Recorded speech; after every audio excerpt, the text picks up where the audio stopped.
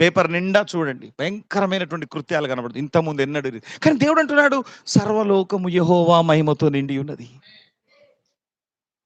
కానీ లోకంలో చూస్తే పరిస్థితులన్నీ రోజు రోజుకు చీకటి చీకటి చీకటి చీకటి పెరిగిపోతుంది. హలో, మీకు శుభవార్త. సర్వలోకము యెహోవా మహిమతో నిండి ఉన్నది.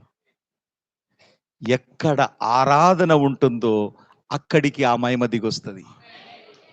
ప్రైజ్ ది లార్డ్, హల్లెలూయా.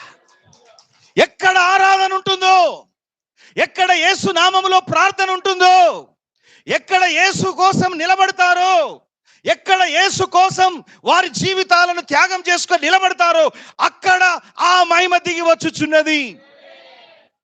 ఇక మిగతా స్థలమంతా కూడా చీకటితో నింపబడి ఉన్నది. అయితే దేవుని మహిమ ఎదురు చూస్తా ఉంది. దేవుని మహిమ ఎదురు చూస్తా ఉంది. ఎక్కడ నా కొరకు